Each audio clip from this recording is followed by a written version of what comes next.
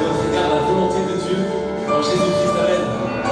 On est heureux ce matin de se réjouir parce que Jésus, notre Sauveur, nous a libérés du péché.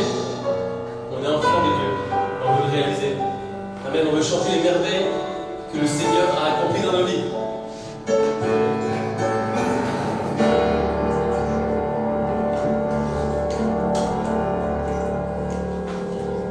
Je chanterai de tout cœur les merveilles de mon Sauveur Jésus.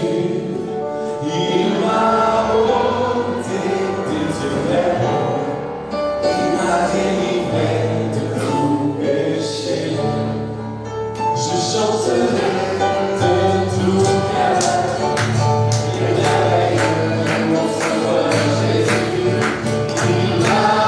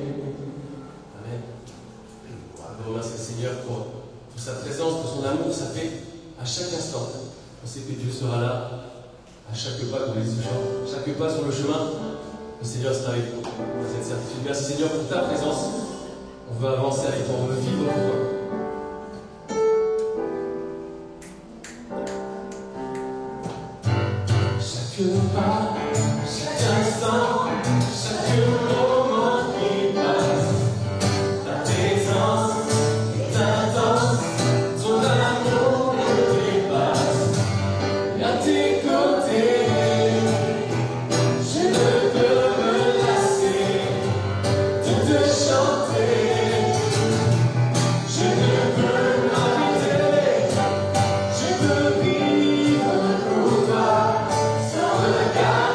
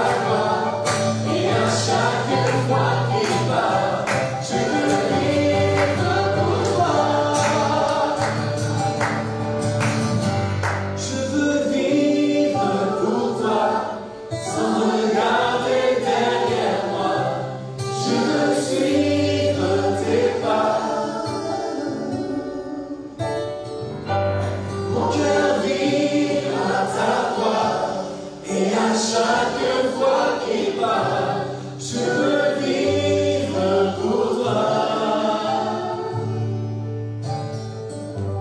Je veux vivre pour toi, sans regarder derrière moi. Je veux suivre tes pas. Mon cœur vibre à ta voix, et à chaque fois qu'il parle, je veux vivre pour toi.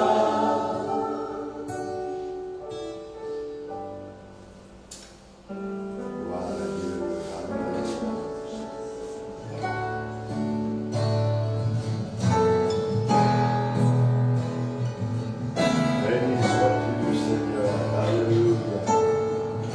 Gloire à Dieu. Notre Père éternel, toi qui as tout créé, Dieu tout-puissant, c'est par ton Saint-Esprit que Jésus fut conçu, Christ notre Sauveur. Oh, oui, je crois en Dieu notre Père, oui, je crois en Christ son Fils, oui, je crois en ton Saint-Esprit, ô Trinité divine, oui, je crois à la résurrection, et nous vivrons à jamais, car oui, je crois dans le nom de Jésus.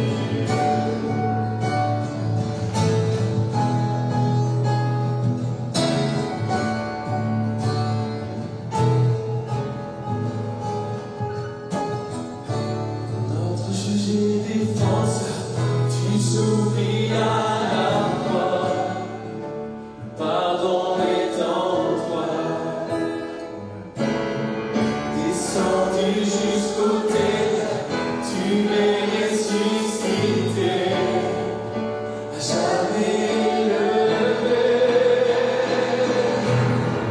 Oui, je crois en Dieu notre Père, oui, je crois en Christ son Fils, oui, je crois en ton Saint-Esprit, ô Trinité divine, oui, je crois à la résurrection, nous vivrons à jamais, car oui, je crois dans le nom de Jésus.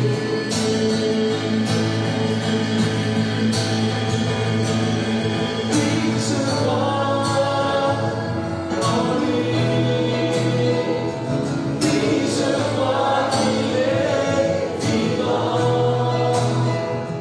Oui, je crois que Jésus est Seigneur. Oui, je crois. Oui, je crois en lui. Oui, je crois qu'il est vivant. Oui, je crois que Jésus est Seigneur.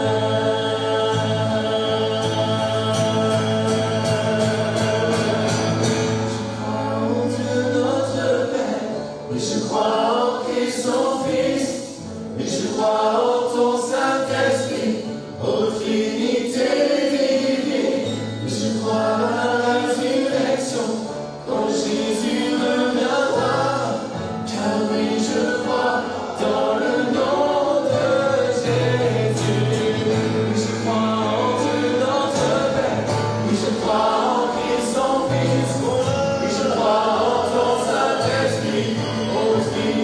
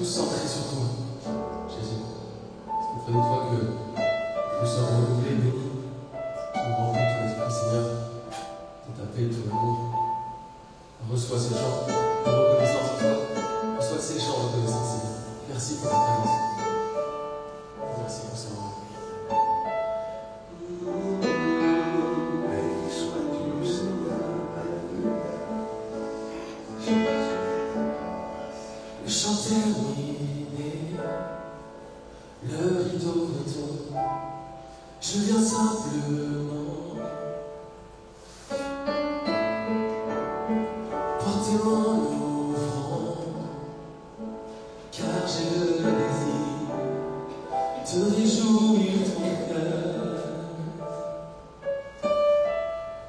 J'apporte plus qu'un beau chant, chanter ne suffit pas pour répondre à ton appel. Les apparences sont trompeuses, tu vois bien au-delà. Oh Dieu, tu sondes mon cœur. Je deviens au cœur de la louange, tout centré sur toi, Jésus. Puis je renonce à tous les faux semblants, pour tout centrer sur toi, Jésus.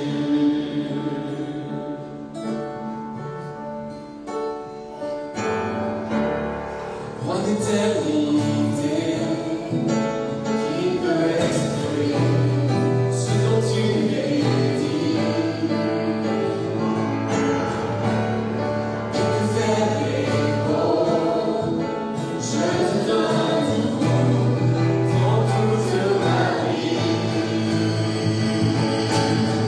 J'apporte plus qu'un beau chant, chant ne suffit pas pour répondre à ton appel.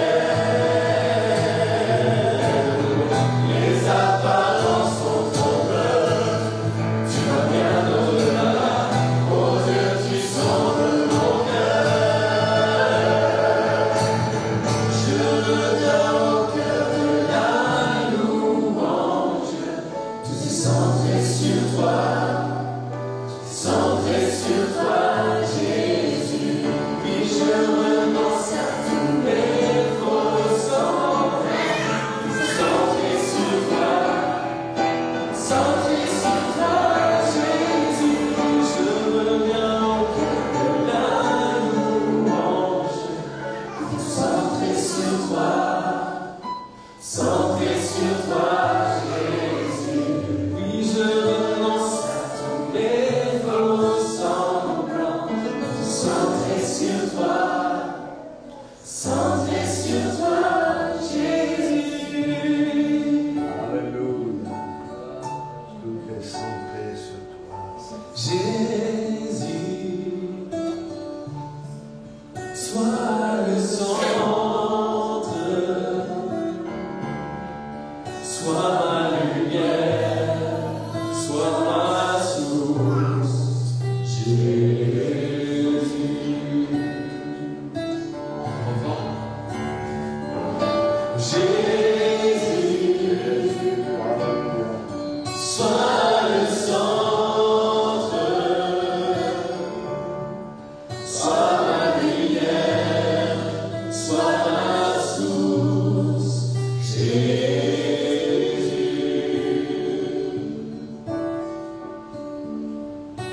Jésus, sois le centre, sois mon espoir, sois mon chant, Jésus.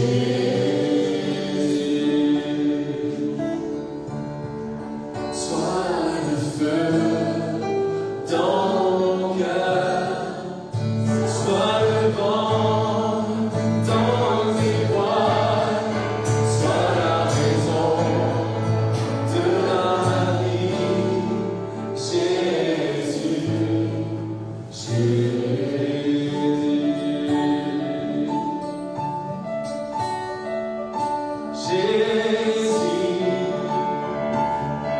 sois le sang.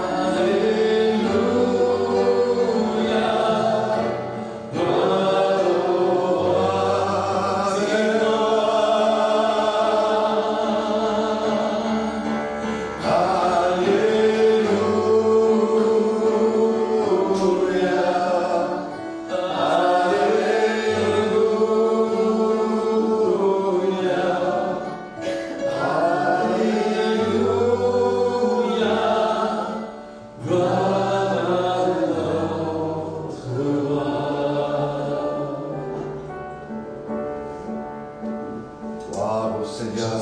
J'ai besoin de toi, le donneur, ce qui m'apporte ce pas tant le don.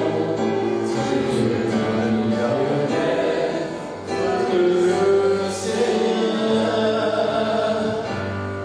toute ma vie.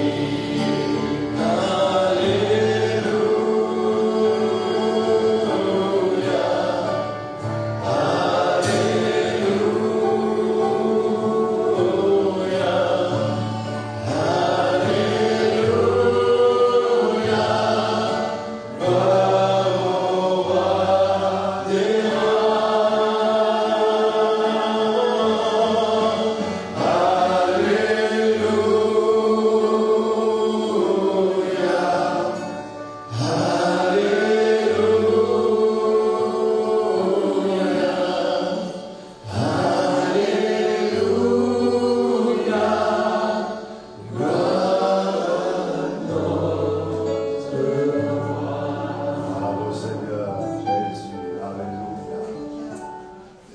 Nous allons méditer un texte qui concerne les temps dans lesquels nous sommes.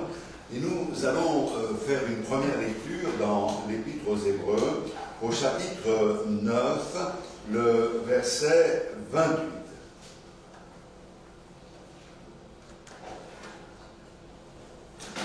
On pourrait lire le verset 27, et comme cela, on est au clair sur ce que la Bible dit, et comme il est réservé aux hommes de mourir une seule fois, après quoi vient le jugement, de même, Christ, qui s'est offert une seule fois pour porter les péchés de plusieurs, apparaîtra sans péché une seconde fois à ceux qui l'attendent pour leur salut.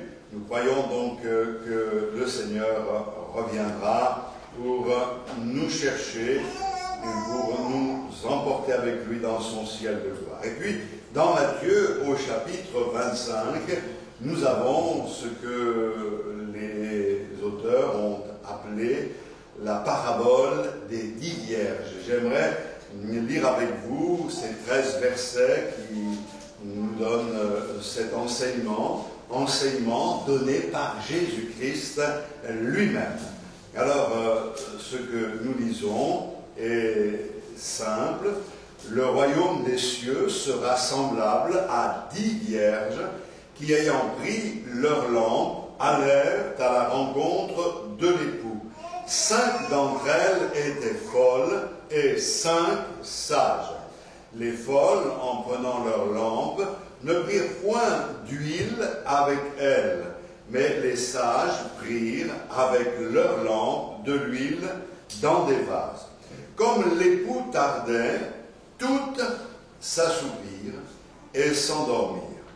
Au milieu de la nuit, on cria « Voici l'époux, allez à sa rencontre !» Alors toutes ces vierges se réveillèrent et préparèrent leurs lampes. Les folles dirent aux sages « Donnez-nous de votre huile, car nos lampes s'éteignent. » Les sages répondirent « Non, il n'y en aurait pas assez pour nous et pour vous. Allez plutôt chez ceux qui en vendent et achetez-en pour vous. » Pendant qu'elles allaient en acheter, l'époux arriva. Celles qui étaient prêtes rentrèrent avec lui dans la salle des noces, et la porte fut fermée. Plus tard, les autres vierges vinrent et dirent « Seigneur, Seigneur, ouvre-nous !» Mais il répondit « Je vous le dis en vérité, je ne vous connais pas.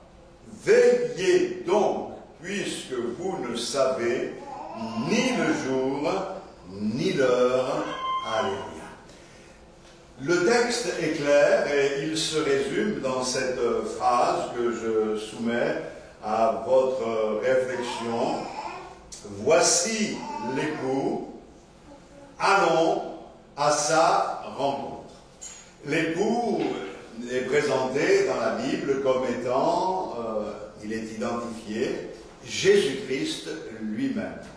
Et l'épouse, selon les Écritures, c'est l'Église de Jésus. Et l'Église de Jésus, ce n'est pas un bâtiment ou une dénomination, mais c'est l'ensemble de ceux qui, nés de nouveau, marchent dans l'obéissance à la parole de Dieu et persévèrent, nous le verrons dans quelques instants, jusqu'au bout. Car ce sont ceux qui persévéreront jusqu'à la fin qui seront sauvés. Ce texte permet de mettre en évidence la sagesse de certains disciples et en même temps l'imprudence, appelée ici la folie, d'autres disciples. Ce n'est pas parce qu'on se recommande de Dieu, que l'on confesse et que nous avons la foi, que forcément nous avons l'approbation de Dieu et le sceau de Dieu. Ce ne sont pas ceux qui disent « Seigneur, Seigneur » qui entreront dans le royaume des cieux, mais ceux-là seuls, dit Jésus, qui font la volonté de mon Père, le Père qui l'a envoyé. Et donc, le Seigneur prend l'image, utilise l'image des demoiselles d'honneur qui accompagnent la mariée. 10 vierges, 5 sages ou prudentes et 5 insensées ou folles. Comprenons bien, une parabole n'expose jamais à elle seule tous les aspects de la vérité ou d'une vérité. Mais la parabole aborde en général une seule facette ou deux de l'enseignement et le Seigneur vise quelque chose de précis. Et nous découvrons le but que le Seigneur veut atteindre en nous donnant cette parabole par la conclusion de cette parabole. Veillez donc, puisque vous ne savez ni le jour ni l'heure. Donc, ce que le Seigneur dit à l'Église aujourd'hui est que nous devons veiller. Et nous devons être trouvés veillants et brillants lorsque le Seigneur reviendra. Veillez donc, et tout cela est en harmonie avec ce qui précède, car il faut toujours placer les textes dans leur contexte, et dans le contexte, le Seigneur donne une exhortation à la vigilance, parlant aux hommes d'une manière claire. Par exemple, il fait la comparaison entre les temps de Noé, et au verset 39 du chapitre 24, il dit que les hommes ne se doutèrent de rien, jusqu'à ce que le déluge vint et les emporta tous. Il en sera de même à l'avènement du Fils de l'homme. Et puis un peu plus loin, alors de 2 hommes qui seront dans un champ, l'un sera pris et l'autre laissé, de 2 femmes qui moudront à la meule, l'une sera prise et l'autre laissée. Veillez donc, puisque vous ne savez pas quel jour votre Seigneur viendra. Puis le verset 44, c'est pourquoi vous aussi tenez-vous prêts, car le Fils de l'homme viendra à l'heure où vous n'y penserez pas. Amen. Voilà donc qu'on place le texte dans son contexte. Le Seigneur nous enseigne sur ces 10 vierges, 5 imprudentes, 5 insensées, et les 5 autres sages et intelligentes, de l'intelligence qui émane de la parole de Dieu et qui vient de Dieu. Si quelqu'un manque de sagesse, qu'il la demande à Dieu, qui donne à tous avec largesse, nous le savons, mais qu'il demande sans douter. Mais dans cette parabole, il y a un fait qui peut être déconcertant. C'est ce que nous trouvons dans le verset 5. Comme l'époux tardait, toutes s'assoupirent et s'endormirent. Il y a ici quelque chose de très intéressant. La Bible nous dit que l'époux tardait. Ce retard est surprenant, puisque nous sommes d'accord, Dieu n'est jamais en retard. Dieu est toujours à l'heure. Mais il est intéressant de pouvoir se poser la question, pourquoi l'époux tarde-t-il? Aujourd'hui, nous sommes dans cette attente du retour de Jésus et nous voyons que les choses se dégradent dans ce monde et vont aller en se dégradant encore plus jusqu'au moment où le Seigneur reviendra. Mais je crois que l'époux tarde et la raison est en relation avec l'amour qu'il a pour les âmes et la patience qu'il exerce envers chacun d'entre nous. La Bible nous dit dans 2 Pierre au chapitre 3, verset 9, « Le Seigneur ne tarde pas dans l'accomplissement de la promesse, comme quelques-uns le croient, mais il use de patience envers vous, ne voulant pas qu'aucun périsse, mais voulant que tous arrivent à la repentance. Le jour du Seigneur viendra comme un voleur. En ce jour, les cieux passeront avec fracas, les éléments embrasés se dissoudront, et la terre avec ses œuvres qu'elle renferme sera consumée. » Et puis il est dit, puisque toutes ces choses doivent se dissoudre, qu'elles ne doivent pas être la sainteté de votre conduite et de votre piété. Nous savons que ça va arriver, et donc nous devons nous attacher à cette promesse. Et quand il est dit, l'époux tardait, en fait, le Seigneur ne tarde pas, mais il use de patience, parce qu'il veut que le plus grand nombre soit sauvé. Un jour, quelqu'un disait, mais depuis le temps que vous annoncez que Jésus revient, il n'est même pas encore revenu. La Bible dit que dans ces derniers temps, il y aurait des moqueurs. À cela, la réponse a été donnée, bien heureusement pour toi. Parce que s'il était revenu, où serais-tu maintenant? Mais il use de patience pour que nous ayons l'occasion d'entendre sa parole et nous préparer. Et cette période-là est une période particulière. Savoir qu'on a l'impression que le Seigneur tarde. On dit c'est long. C'est long quand on souffre, c'est long quand les épreuves s'accumulent. Et la Bible nous dit que dans cette période-là, toutes les vierges, les 5 sages et les 5 folles s'assoupirent, s'endormirent. Toutes celles qui avaient l'approbation et celles qui n'avaient pas l'approbation se sont endormies. Et nous sommes vraiment dans cette période où on sent que le sommeil gagne ceux qui confessent le nom du Seigneur. On sent très bien qu'il y a un sommeil spirituel qui gagne du terrain, une espèce de lourdeur qui fait que certains baissent la tête et ferment les yeux, s'endorment, et il n'y a plus cette réaction qui devrait être la réaction de ceux qui marchent avec Dieu. On ne peut pas dire, bien sûr, d'une manière générale, que tous les chrétiens du monde dorment, mais c'est une tendance que nous sommes obligés de reconnaître aujourd'hui, car c'est aussi ce qui était prévisible et qui a été annoncé. Mais la Bible nous dit, au verset 6, « Au milieu de la nuit, on cria, « Voici l'époux, allez à sa rencontre. » Alors, toutes ces vierges se réveillèrent et préparèrent leur lampe.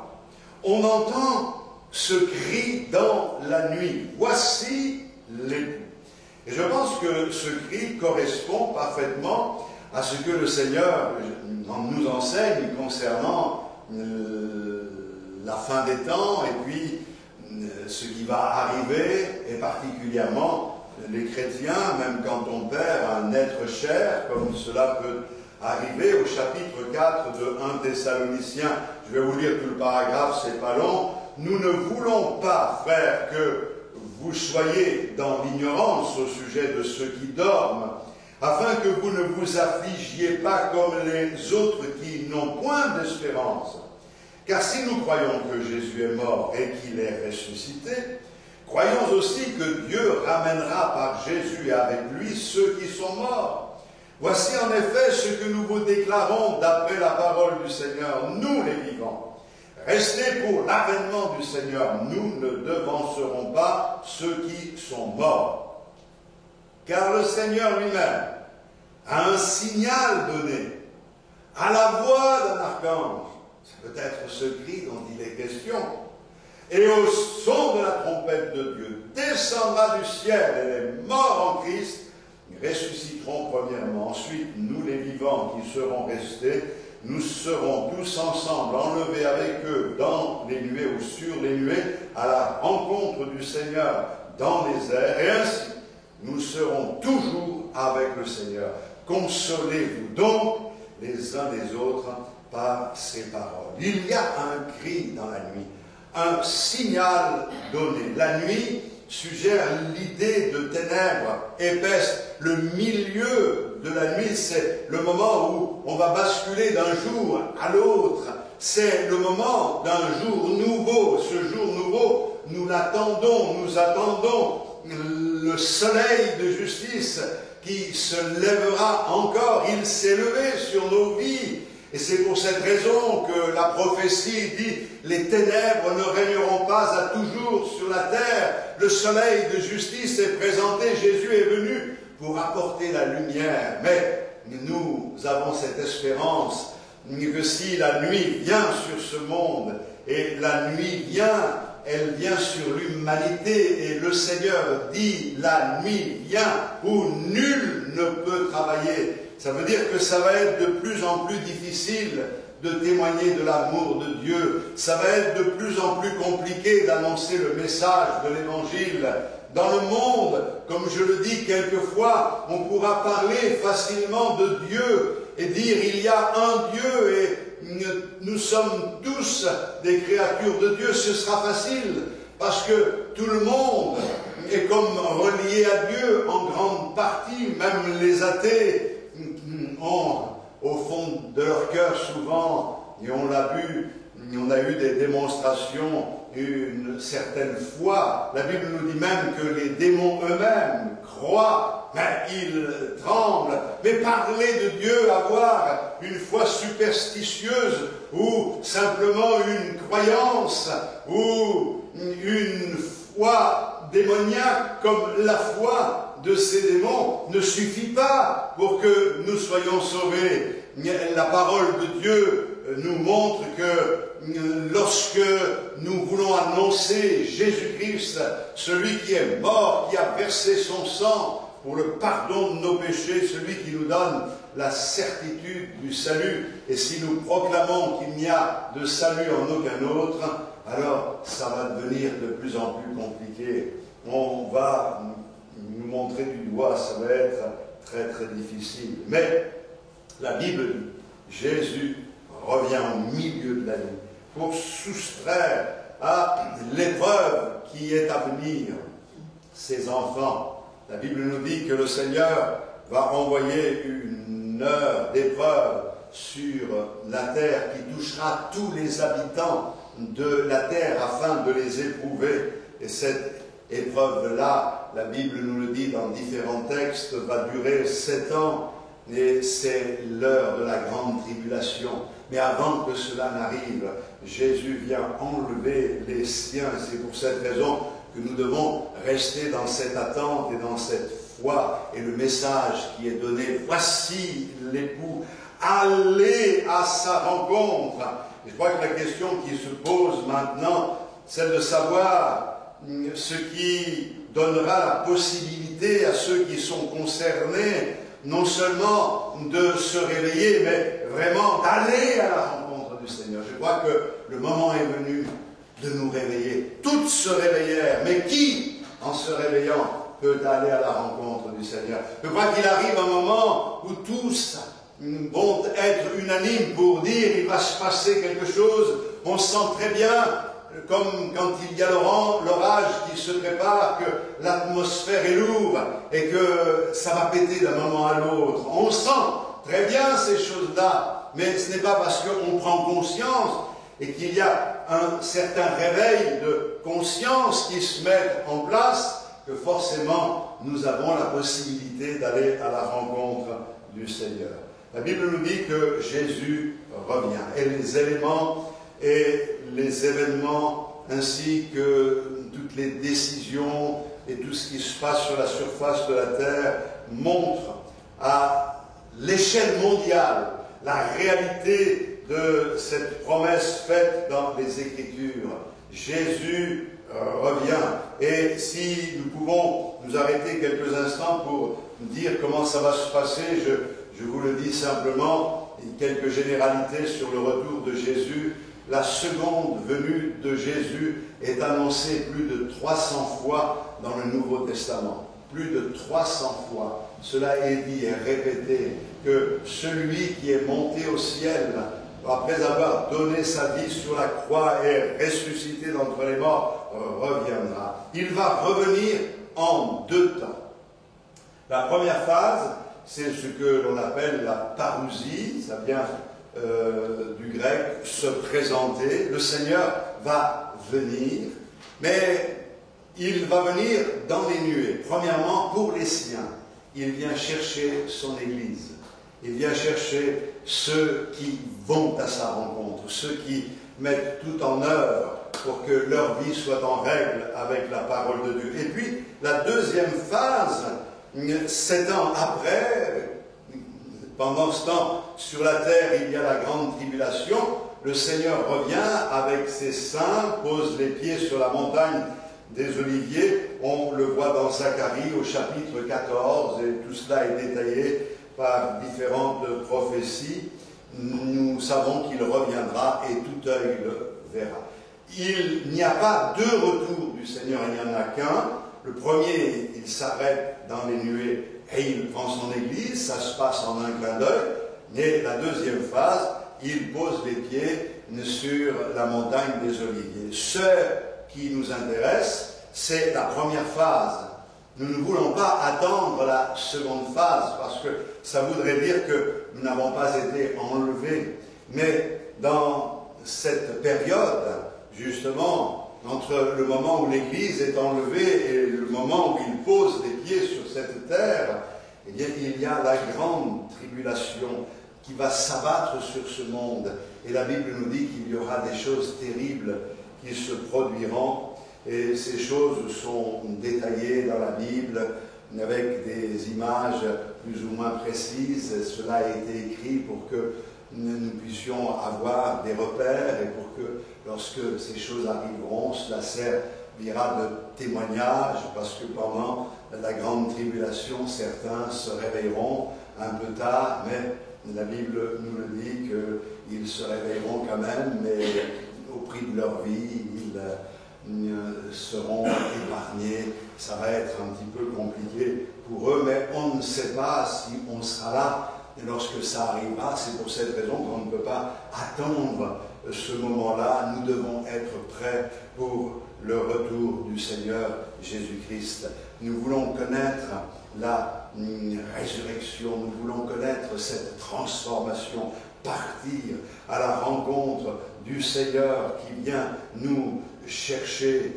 Et c'est important parce que la Bible nous dit, avant le retour de Jésus, il y aura des signes précurseurs qui crieront avec force, mais que justement c'est le moment. Il y aura des signes sur la terre, dans le ciel, et on voit que tout est en désordre aujourd'hui. Même on a l'impression que la planète ne tourne plus rond. Il y a des choses qui se sont comme mis en décalage.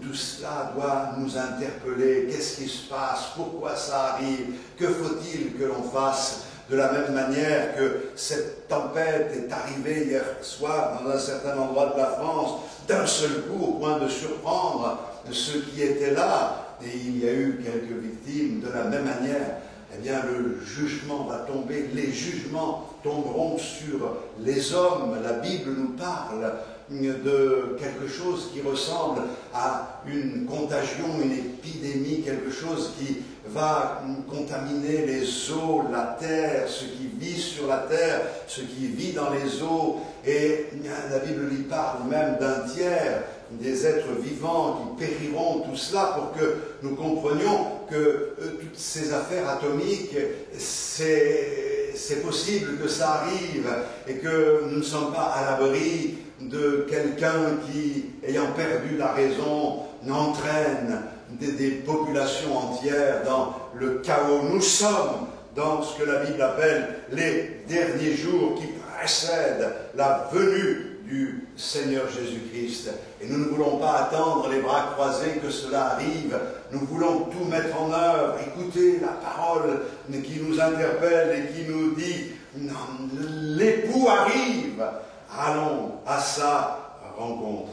Ce n'est pas dans cette vie que nous espérons. Et comme dit l'apôtre Paul, si nous espérions uniquement dans cette vie, nous serions les plus malheureux. Mais nous espérons en Christ. Ne soyons pas comme ceux qui n'ont pas d'espérance. Et si quelqu'un n'a pas encore cette espérance, moi je l'invite à placer toute sa confiance et sa foi dans le Seigneur aujourd'hui même, en un instant, en une fraction de seconde, tournant les regards vers le Seigneur, réalisant que nous sommes pécheurs, acceptant le pardon des péchés, Christ ayant donné sa vie sur la croix du Calvaire, dans la repentance et dans la foi, nous saisissons son salut et nous recevons l'assurance de la vie éternelle. Et le verset 7 et 8, toutes ces vierges se réveillèrent et préparèrent leurs lampes. Les folles dirent aux sages, donnez-nous de votre huile, car nos lampes s'éteignent. Ce qu'il faut considérer est que Jésus revient et que nous devons avoir des lampes qui fonctionnent, des lampes allumées.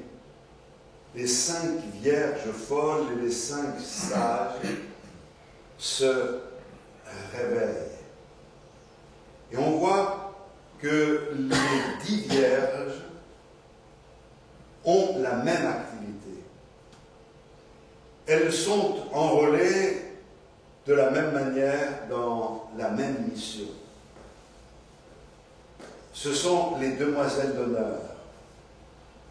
Vierges, la Bible nous le dit comme pour que nous comprenions qu'elles étaient pures, qu'elles mettaient en pratique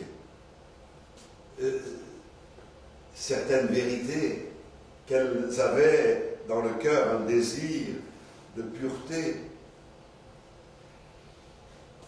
Et le Seigneur nous dit, 5 avaient des lampes allumées et sont entrés dans la salle des noces, et 5 non.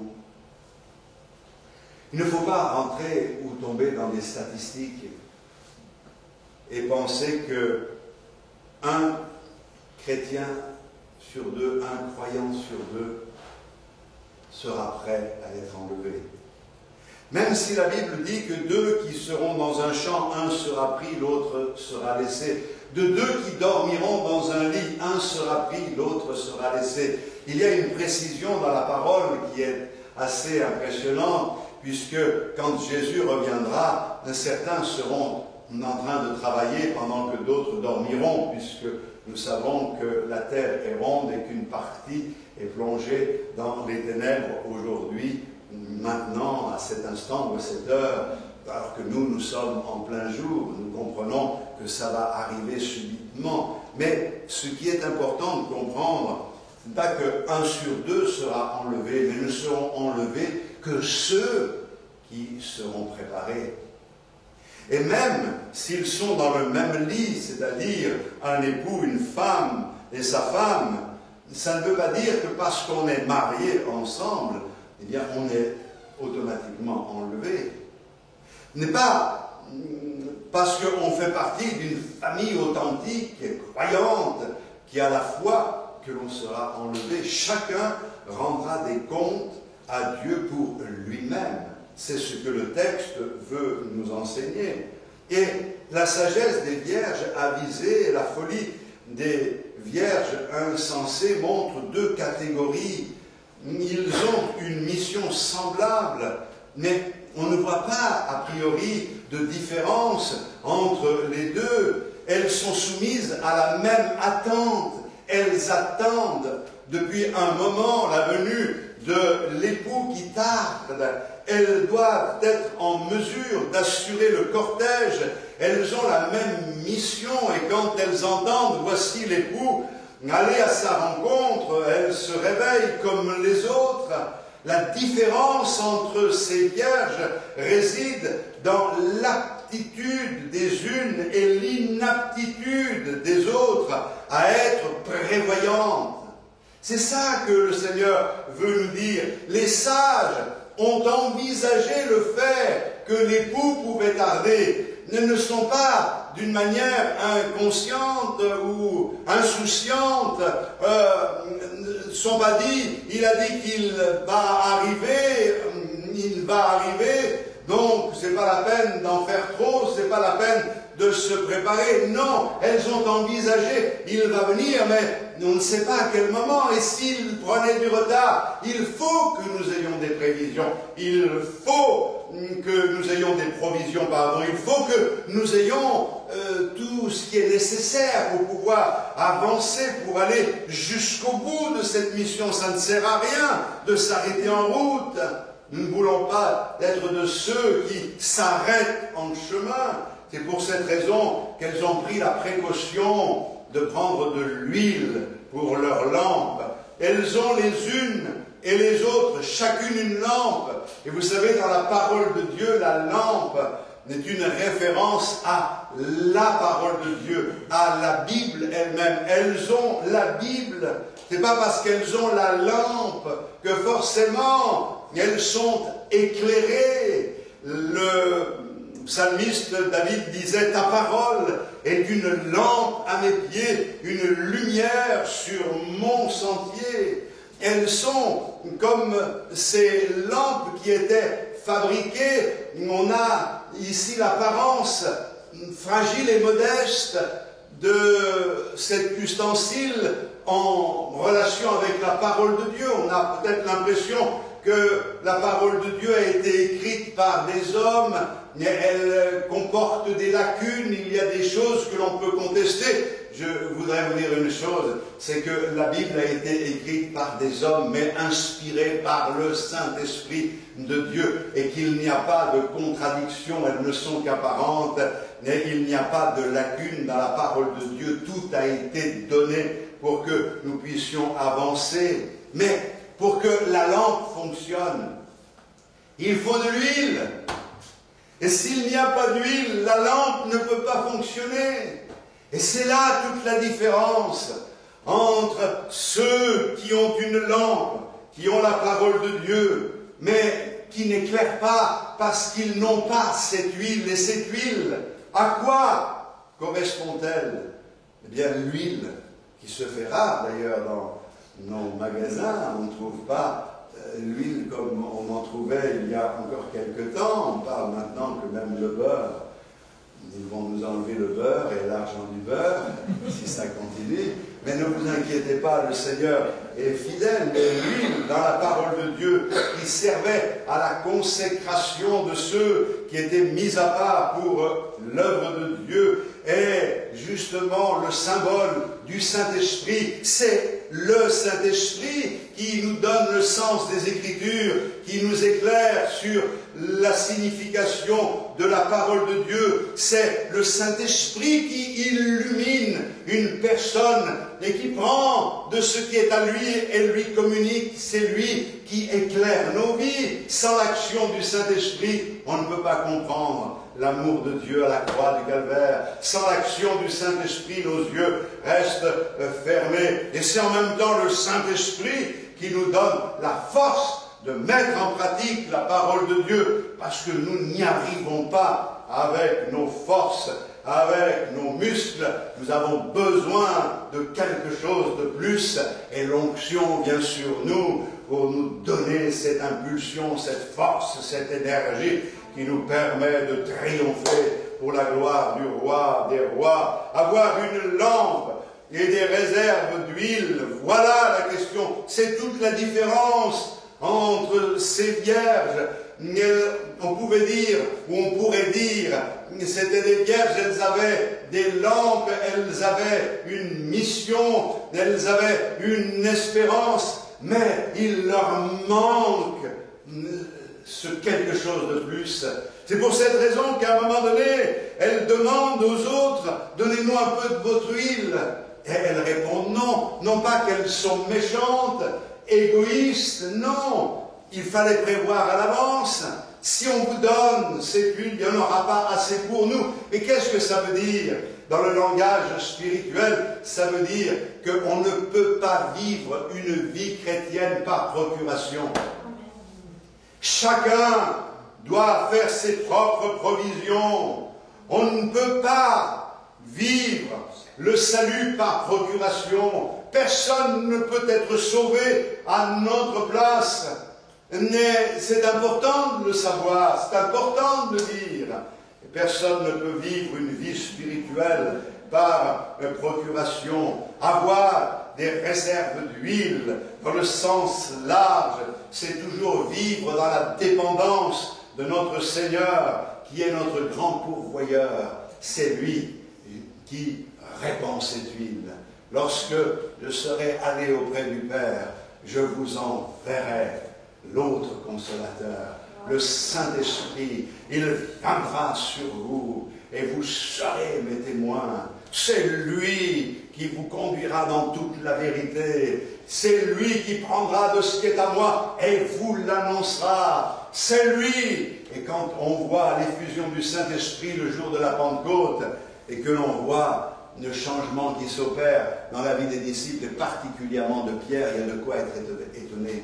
Pierre, qui avait tremblé devant une servante et qui avait renié Christ, au moment où il était accusé faussement, lui qui s'était enfui, lui qui avec les autres s'enfermait à double ou triple tour dans la chambre haute, par peur de représailles, le jour de la Pentecôte, il sort de la chambre haute. Il y a des milliers de personnes. Et là, il proclame le message de Jésus-Christ, celui que vous avez crucifié. Il est ressuscité, c'est lui le Sauveur, c'est lui votre Sauveur. Racontez-vous, c'est ce message extraordinaire qu'il donne avec une conviction merveilleuse, mais qui lui a donné cette force? Qu'est-ce qui fait ce changement dans sa vie? Qu'est-ce qui opère ce miracle? C'est l'onction du Saint-Esprit. Alléluia. Alors, je voudrais vous encourager, mes frères et sœurs, à entendre au travers de tout ce que l'on voit et par la parole de Dieu, voici l'époux, allons à sa rencontre, et que nous soyons sages, ayons une provision d'huile. Cette provision, on va la chercher nous-mêmes, au pied du Seigneur, dans une relation étroite avec lui. La Bible nous dit que celles qui étaient parties ne sont revenues, tandis que les autres étaient déjà entrées dans la salle des noces. Mais quand elles sont arrivées, la Bible nous dit, plus tard, les autres vierges vinrent et dirent, Seigneur, Seigneur, ouvre-nous. Mais il répondit, je vous le dis en vérité, je ne vous connais pas. Veillez donc, puisque vous ne savez ni le jour ni l'heure. Écoutez, il y a ici un mot, enfin deux mots, qui m'interpellent. Plus tard. Tu sais, quand on prêche l'évangile, souvent on entend plus tard. Quand on annonce la parole de Dieu, les chrétiens savent que c'est la vérité et disent on verra plus tard. Faisons attention. Nos plus tard peuvent se transformer en trop tard. C'est aujourd'hui le jour du salut. C'est maintenant le temps de la grâce.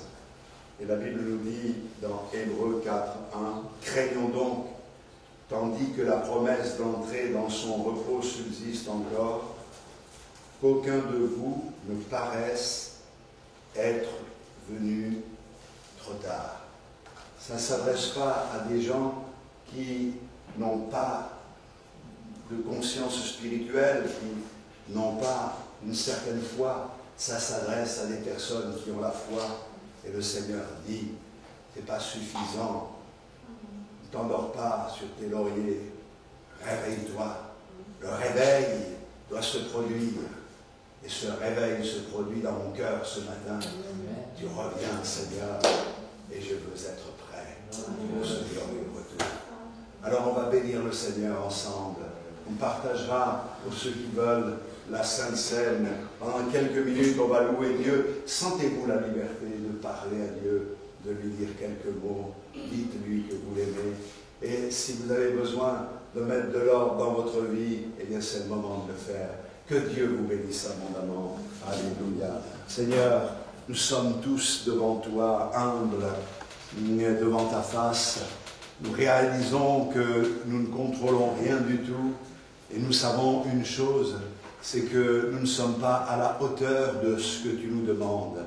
Mais une chose est certaine, c'est que si tu nous demandes quelque chose, tu nous donnes avec ta demande la force de la réaliser, cette chose, de l'accomplir. Tu nous donnes par ton esprit non seulement d'être éclairés, de comprendre que tu es notre Sauveur, mais tu nous donnes la force et la volonté de mettre en pratique ta parole, la parole de Dieu qui est la vérité. Nous voulons être établis sur elle, nous voulons dépendre d'elle, nous voulons vivre pour toi, Seigneur. Et nous savons qu'un jour nous aurons des comptes à te rendre. Alors pardonne-nous pour cette lenteur que nous avons à nous réveiller. Pardonne-nous pour cette paresse spirituelle. Pardonne-nous, Seigneur, pour tout ce qui prend de la place dans notre vie, qui finit par nous submerger et qui devrait être déposé à tes pieds. Ce matin, nous le faisons simplement. Nous nous déchargeons sur toi et nous prenons conscience que tu es vivant et tout-puissant. Alors nous voulons donner gloire à ton nom ce matin, de nos cœurs qui t'aiment, te bénir et te louer parce que tu n'as pas voulu que le pécheur meure dans son péché, mais qu'il se repente et qu'il soit sauvé. À toi la gloire, Seigneur. Amen. Gloire à ton nom, Seigneur. Alléluia.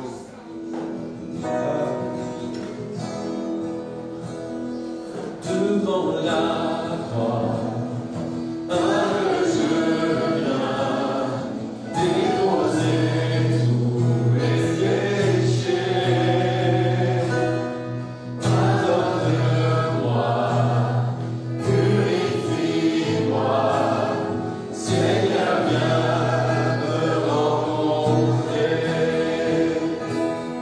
De cette croix coule ta grâce qui me guérit, me libère. Je me présente devant la croix, Seigneur, viens me rencontrer. Jésus, Jésus, entre tes mains, j'abandonne mes soucis. Oui, prends ma main, attire-moi, Seigneur, viens me rencontrer. Alléluia. Viens avec moi à cette croix pour la vie éternelle.